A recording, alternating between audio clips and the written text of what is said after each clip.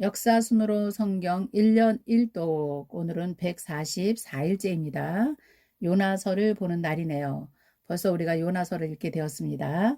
북방 이스라엘 여로보암 2세 왕 때를 배경으로 요나서도 읽어야 되겠죠. 호세아, 아모스, 요나 이 세 명이 같은 동시대 때 하나님께 쓰임을 받은 예언자입니다. 호세아나 아모스는 북방 이스라엘을 향해서 예언을 했다면 요나는 당시에 최대 강국인 아수르에 가서 하나님의 말씀을 전하도록 하나님께서 사용을 하신 것입니다. 자, 하나님께서 왜 요나를 당시의 최강국인 아수르로 하나님께서 요나를 보내셨을까요? 첫 번째는 하나님의 비전을 선포하시려고 하시겠지요. 내가 너로 인하여 모든 민족이 복을 얻으리라. 하나님께서 처음부터 아브라함을 부르신 그 큰 비전을 이제 열방 가운데 하나님께서 전파하기를 원하셨어요. 그러나 이스라엘이 그 사명 감당하지 못할 때 이제 하나님께서 한 사람을 보내십니다. 제국으로요. 하나님 나라 깃발을 꽂으려고 하시는 것이지요.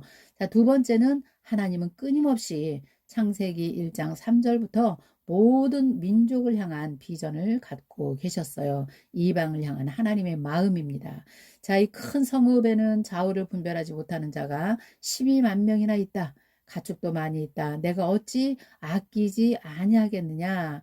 결국은 하나님께서 이스라엘 민족만을 택하신 것이 아니라 이스라엘 민족을 통해서 세계 열방에 하나님의 복음이 증거되기를 원하셨던 것입니다. 당시에 하나님께서 하신 그 놀라운 일들을 또 성경에 기록하도록 하나님께서 하신 것이지요. 자, 우리가 요나서를 사람들은 전설이나 동화처럼 느끼는 분이 많이 있습니다. 그런데 우리가 요나서를 읽기 전에 생각해야 될 것은 요나의 사건은 실제 사건이었다는 것을 우리가 알 수가 있겠습니다.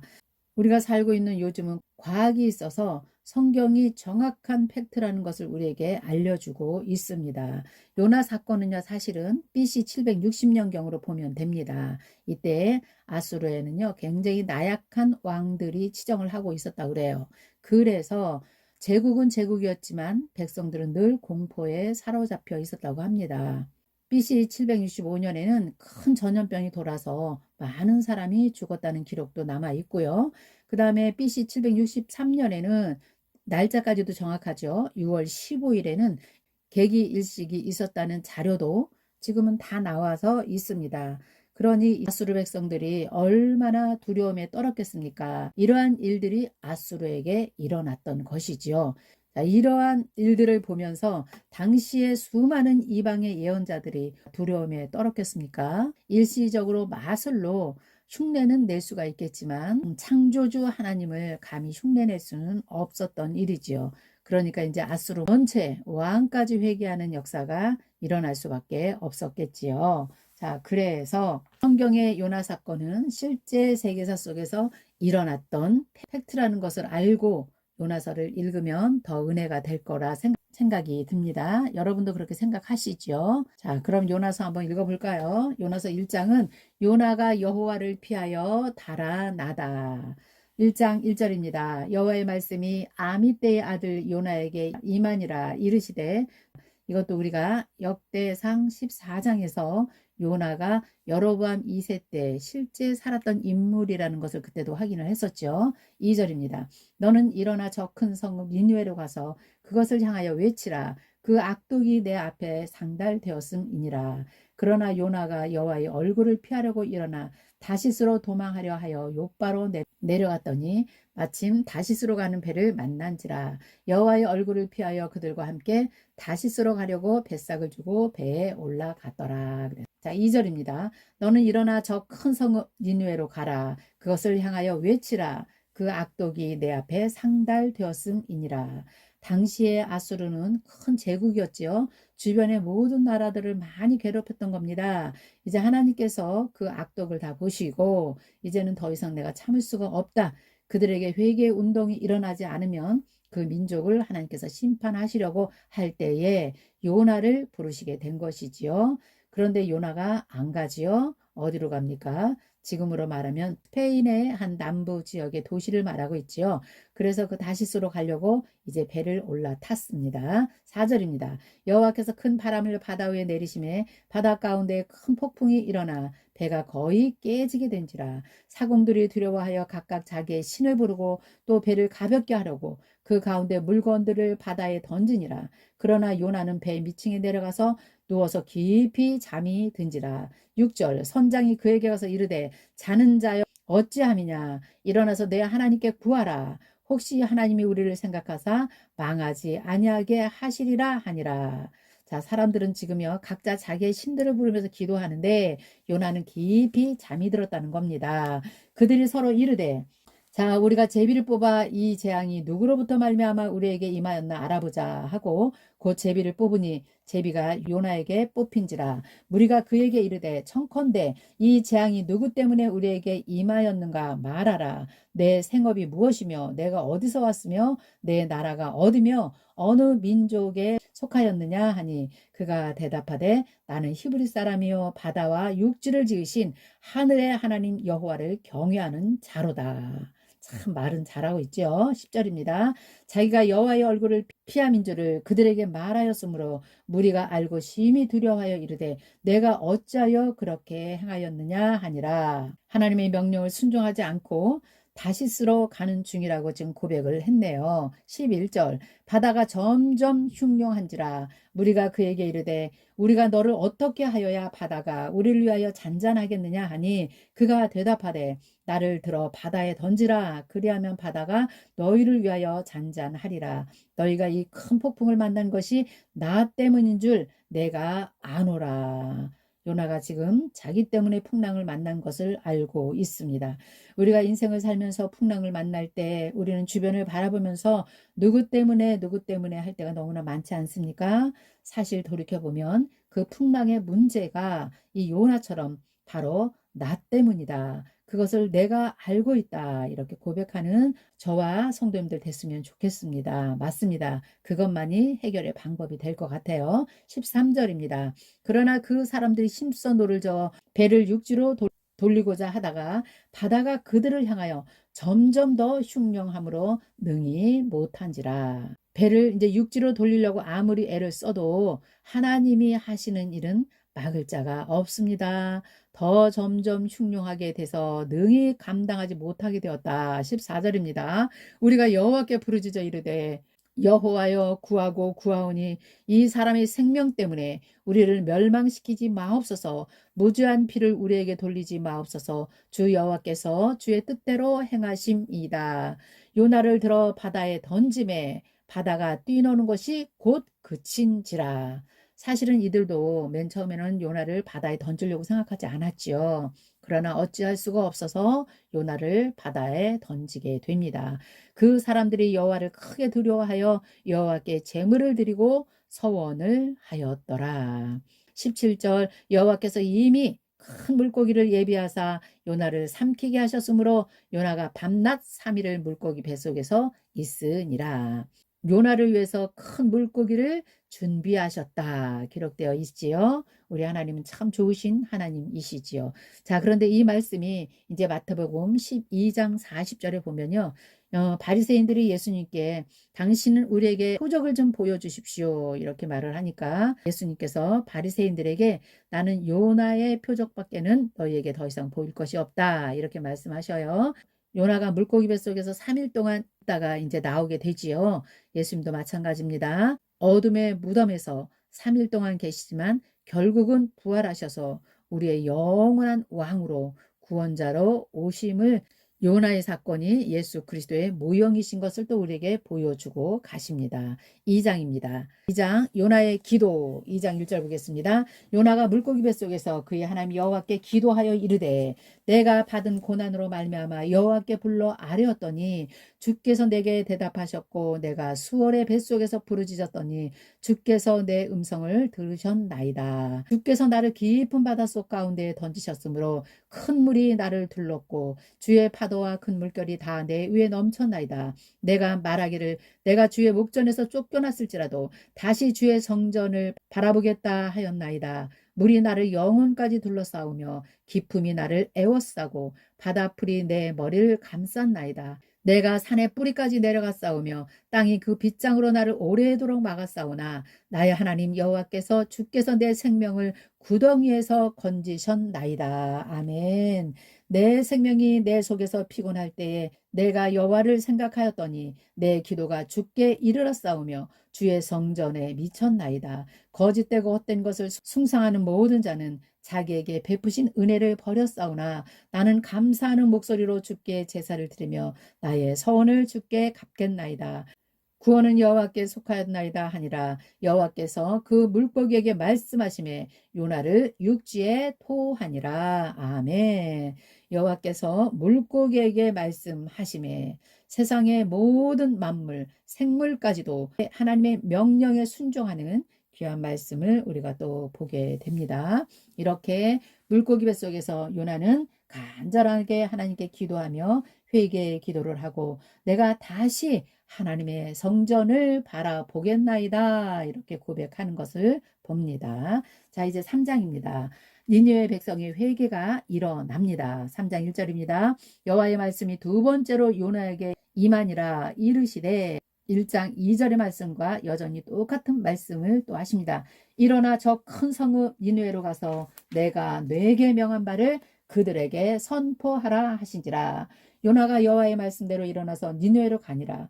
니느웨는 사흘 동안 걸을 만큼 하나님 앞에 큰 성읍이었더라. 사흘 동안 3일 동안 걸었다니 얼마나 큰 성읍인지요. 땅덩어리도 엄청 컸기 때문에 그렇습니다. 사실 아수르 하면 아수르가 정말 실제 있었던 나라인가 이렇게 생각할 정도로 19세기 전에 니느웨는 이 지구상에 없었다고 하잖아요. 왜냐하면 나훔 선지서에 보면 아수르가 물로 이제 심판을 받게 된다. 그렇게 하나님께서 예언을 하시거든요. 그래서 그 후에 정말 아수르 나라가 없어진 거예요. 지구상에. 그런데 1845년에 영국의 고고학자 헨리 레이어드에 의해서 이 아수르가 발견이 됩니다. 실제 600년 동안 지구상에 존재했던 나라라는 것을 발견해요. 그때 보니까 이 니느웨가 굉장히 대단한 규모라고 합니다. 3일 동안 걸을 수 있을 만큼의 큰 제국의 도시였다는 것을 이제 발견을 했다는 것이지요. 요즘은 자료가 다 있기 때문에 성경이 너무 실제라는 것을 우리가 알고 읽으면 더 은혜가 되지요. 자, 이렇게 사흘 동안 이제 요나가 무엇을 했냐면요. 4절이죠. 그 성읍을 돌아다니면서 이렇게 말합니다. 너희 40일 지나면 니느웨가 무너지리라. 40일이 지나면 니느웨는 무너지리라. 이것을 3일 동안 하고 다녔다는 거 생각해 보세요. 얼마나 힘이 들었겠습니까? 그런데 5절. 이 소리를 들은 니느웨 사람들이 하나님을 믿고 금식을 선포하고 높고 낮은 자를 막론하고 굵은 베옷을 입은지라. 이스라엘 백성들보다 1000배 만배 낫지 않겠습니까? 이스라엘 백성들은 그렇게 많은 예언을 주어도 그 말을 듣지 않았는데요. 오히려 이방 나라 아수르 나라에서는 하나님을 믿고 금식을 선포했다는 것이 얼마나 대단한 일입니까? 6절은 그 일이 니느웨 왕에게 들림에 왕이 보좌에서 일어나 왕복을 벗고 굵은 베옷을 입고 제위에 앉으니라. 왕과 그의 대신들이 조서를 내려 니느웨에 선포하여 이르되 사람이나 짐승이나 소떼나 양떼나 아무것도 입에 대지 말지니라. 곧 먹지도 말고 오물도 마시지 말 것이며 사람이든 짐승이든 다 굵은 베옷을 입을 것이요 힘써 하나님께 부르짖을 것이며 각기 악한 길과 손으로 행한 강포에서 떠날 것이라. 사실 아수르는 주변의 나라들에게 굉장히 악한 포악한 일들을 굉장히 많이 했거든요. 그러니 이제 하나님께 이 왕이 요나의 메시지를 듣고 이제 굵은 베옷을 입고 하나님을 찾고 금식 기도에 들어간 것입니다. 훌륭한 왕입니다. 그래서 사실 이스라엘 백성보다도 이방인이 하나님을 더 간절히 찾는 것이 될 것 같네요. 이스라엘 백성들보다 월등하게 뛰어난 이방 민족인 것을 우리가 지금 보게 됩니다. 하나님의 말씀을 듣고 즉시 회개하는 민족은 살 길이 있습니다. 그러나 하나님이 택한 백성이라도 죄짓고 회개하지 않고 하나님을 떠나면 그것은 구원의 길에서 이미 끊어진 것이라고 우리가 볼 수가 있겠습니다.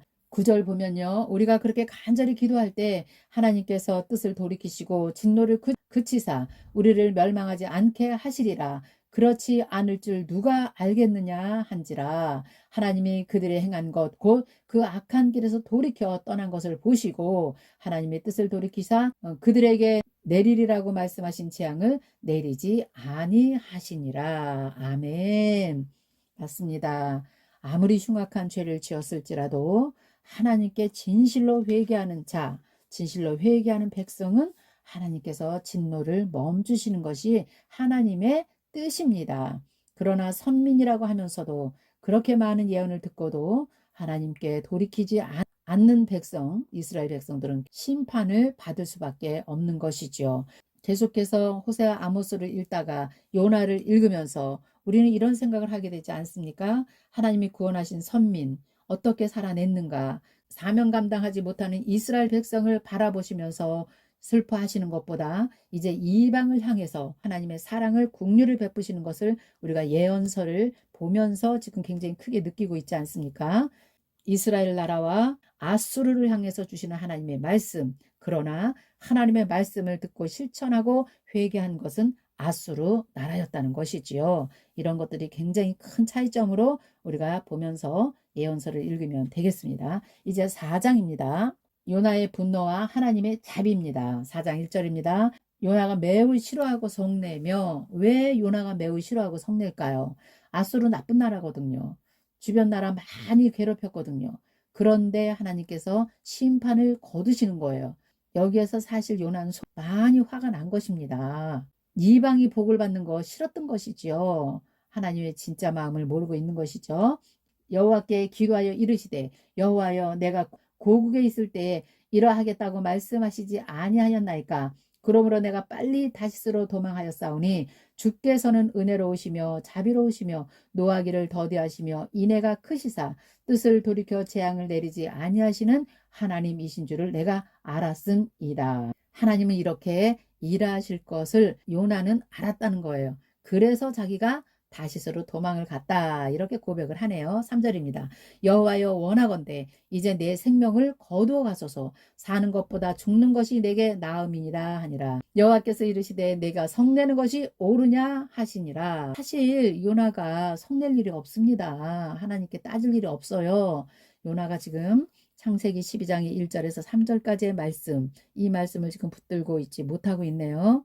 하나님께서 아브라함을 부르시고 주셨던 그 하나님의 비전, 이 말씀을 지금 요나도 잊어버리고 있는 것 같네요. 내가 너로 큰 민족을 이루고 내게 복을 주어 내 이름을 창대케 하리니 너는 복이 될지라. 땅의 모든 족속이 너로 말미암아 복을 얻을 것이라.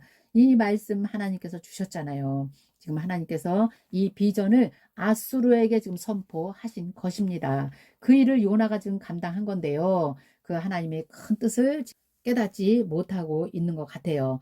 내가 왜 성을 내느냐 이렇게 말씀하시는 것입니다. 자, 5절입니다. 요나가 성읍에서 나가서 그 성읍 동쪽에 앉아 거기서 자기를 위하여 초막을 짓고 이렇게 생각합니다. 이제 이 성읍에 무슨 일이 일어나나 보자 하고 이제 쭈그리고 앉아 있었겠지요. 그 그늘에 앉아 있었는데 6절 하나님 여호와께서 박넝쿨을 예비하사 요나를 가리게 하셨으니 이는 그의 머리를 위하여 그늘을 지게 하며 그의 괴로움을 면하게 하려 함이었더라. 요나가 박넝쿨로 말미암아 크게 기뻐하였더니 자 하나님은 그 힘들어하는 그 요나의 마음도 또 읽어주시는 것 같아요. 그의 괴로움을 면하게 하였다. 그래서 일단 시원한 그늘을 요나에게 만들어 주시니까 요나가 아주 기뻐했다 그랬어요. 그런데 7절 바로 이어서요. 하나님이 벌레를 예비하사 이튿날 새벽에 그 박넝쿨을 갉아먹게 하심에 그가 시드니라. 해가 뜰 때 하나님이 뜨거운 동풍을 또 예비하시네요. 해는 요나의 머리에 쪼이고 요나가 혼미하여 스스로 죽기를 구하여 이르되 나는 사는 것보다 죽는 것이 내게 나으리다 하니라. 참 이렇게 하나님의 군사로서 하나님의 일을 멋지게 해놓고도 엘리야도 이럴 때가 있었지요. 차라리 나를 죽여주십시오. 이렇게 한 것처럼 요나도 마찬가지네요. 내가 죽는 것이 사는 것보다 차라리 낫겠습니다. 이렇게 또 불평을 늘어놓습니다. 하나님은 요나에게 더 깊은 것을 깨닫게 하시려고 벌레를 예비하시고 그 다음날 그 박넝쿨을 다 갉아먹게 하셔서 요나에게 다시 아주 뜨거운 동풍을 또 불어서 그의 머리를 쪼이게 하고 요나가 혼미하게 되도록 하나님께서 만드세요. 그것이 왜 그러냐면요. 9절, 10절, 11절의 말씀을 깨닫게 하시려고 그러십니다. 9절입니다. 하나님이 요나에게 이르시되 내가 이 박농굴로 말미암아 성내는 것이 어찌 옳으냐 하시니 그가 대답하되 내가 성내어 죽기까지 할지라도 옳습니다. 요나도 굉장히 고집이 대단했습니다. 하나님께. 10절입니다. 그러시면서 하나님께서 말씀하시죠. 내가 수고도 아니하였고 재배도 아니하였다. 하룻밤에 났다가 하룻밤에 말라버리는 이 넝쿨을 너가 그렇게 아꼈느냐? 나는 그렇지 않다는 것입니다. 이걸 깨닫게 하려고요. 벌레를 보내시고 동풍을 보내시고 했던 것입니다. 11절입니다. 하물며 이 큰 성읍 니느웨에는 좌우를 분별하지 못하는 자가 12만 명이 살고 있다는 겁니다. 가축도 많이 있고 내가 어찌 아끼지 아니하겠느냐. 대단한 말씀이지요. 그래서 하나님은 심판의 하나님이 아니라 하나님의 본체는 인간을 사랑하시며 가축 하나까지도 사랑하시는 하나님의 그 국률하신 마음을 여기서 요나에게 말씀해 주고 계시는 것입니다. 그래서 구약에서 이방을 향한 하나님의 마음을 우리가 요나서를 읽으면서 이방을 향해서 하나님의 말씀이 증거되어 나갈 것을 이 요나서에서 구약에서 벌써 이렇게 하나님은 계시하고 보여주고 계시는 것입니다. 그래서 요나서를 우리가 물고기 뱃속에서 요나가 3일 동안 있다 나왔다 이런 정도가 아니라 이방을 향한 하나님의 마음과 각자에게 주어진 소명, 사명 따라 하나님의 나라를 위해서 열심히 달려가 보자는 것이 오늘 요나서의 결론이라고 할 수가 있겠습니다. 자, 오늘도 귀한 말씀 우리에게 주신 하나님께 감사드리죠. 이렇게 해서 여로보암 2세 때 발생된 예언서 3권을 오늘 마지막으로 다 읽었습니다. 자, 이제 내일부터는 다시 열왕기 하 역사 안으로 들어가겠습니다. 이제 곧 멀지 않아 이스라엘 아수르에게 멸망당합니다. 이제 내일 시간이면 아마 그걸 읽게 될 것 같아요. 자, 내일 우리 이제 열왕기 하에서 만나요. 여러분 감사합니다. 수고하셨습니다.